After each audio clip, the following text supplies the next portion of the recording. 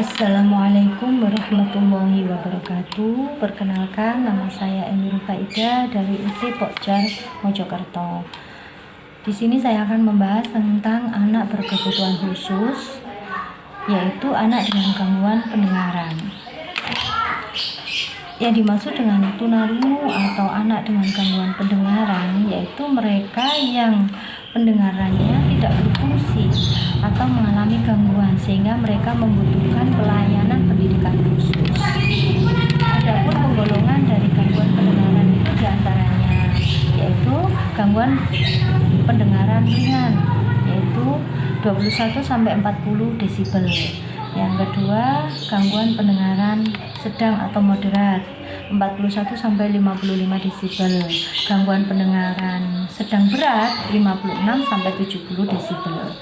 Untuk gangguan pendengaran berat 71 sampai 90 desibel. Untuk gangguan pendengaran parah yaitu di atas 91 desibel. Untuk mengidentifikasi atau mengetahui anak tersebut mengalami gangguan pendengaran ya bisa melalui yang pertama tes screening yaitu pemeriksaan alat pendengaran secara umum. Kemudian yang kedua bisa dengan pure tone audiometry yaitu mengetahui ambang batas pendengaran dari berbagai ragam frekuensi bunyi. Yang ketiga, speech audiometry yaitu untuk mengetahui kemampuan anak dalam mendeteksi dan memahami ujaran atau speech. Yang keempat, yaitu tes khusus untuk anak dengan usia sangat muda atau anak yang sulit untuk dites, yaitu biasanya dirancang khusus. Nah, itu yang berfokus pada bermain atau disebut play audiometry. Selain cara-cara tersebut, ada cara lain yang bisa dilakukan oleh orang tua atau guru agar tahu anaknya itu mengalami gangguan pendengaran atau tidak, yaitu dengan mengamati perilaku atau kondisi fisik anak. Di sini indikator yang bisa digunakan yaitu indikator perilaku. Misalnya, anak lebih suka mencondongkan kepala atau mendekatkan telinga ke lawan bicaranya. Itu. Yang kedua bisa melihat perilaku anak yang sulit untuk memperhatikan. Terus anak sulit untuk melaksanakan perintah secara lisan. Habis itu bisa juga kita melihat anak itu lebih suka mengisolasi diri, maksudnya menarik diri dari pergaulan teman-teman sebayanya atau mungkin orang sekitarnya, karena mungkin dalam hati mereka tidak ada yang tahu bahasa saya itu. Untuk kondisi fisik bisa kita melihat anak itu sering mengalami sakit di telinganya. Bisa juga anak itu lebih sering bernafas dengan mulut. Terus wajah yang tampak lesu, tertekan walaupun itu di pagi hari. Terus keluhan-keluhan yang bisa kita dengar dari anak, diantaranya dia sering merasakan sakit di telinganya. Ini untuk anak gangguan pendengaran, ya. Tapi yang bukan tunarungu. Kalau tunarungu biasanya mereka enjoy aja, dia tidak merasakan sakit atau apa, gitu. Ini gangguan pendengaran karena luka, gitu. Dia akan merasa telinganya sakit. Terus dia sering mendengar ada bunyi-bunyi di telinganya.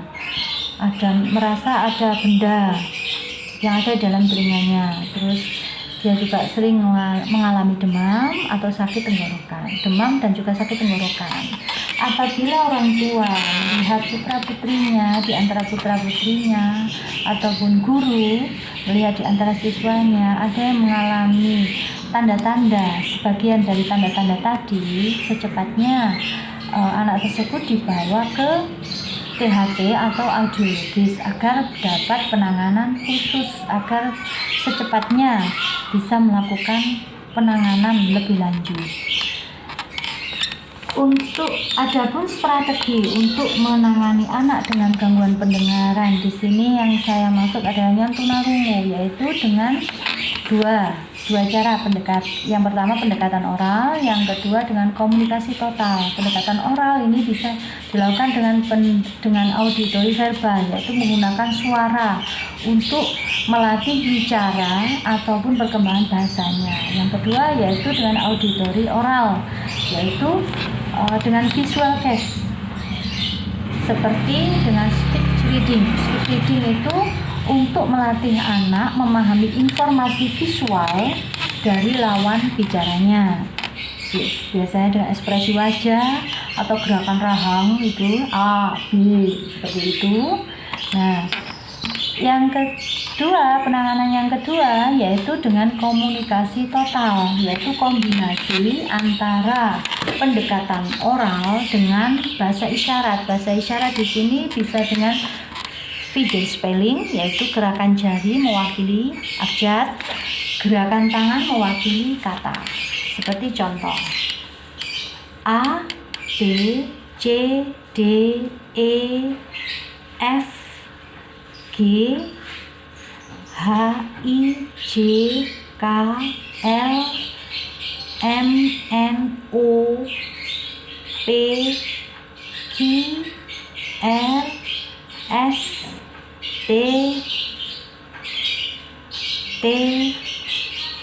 U, V, W, X, Y, Z, seperti itu. Kalau yang kata seperti ini, selamat pagi Bu, atau nama saya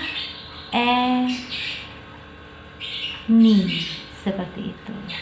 Penanganan anak dengan gangguan pendengaran sedini mungkin akan membantu mereka untuk bisa berkomunikasi dengan lainnya, dengan teman sekelilingnya. Demikian penjelasan dari saya, kurang dan lebihnya saya mohon maaf. Akhirul kalam, wabillahi taufiq wal hidayah. Wassalamualaikum warahmatullahi wabarakatuh.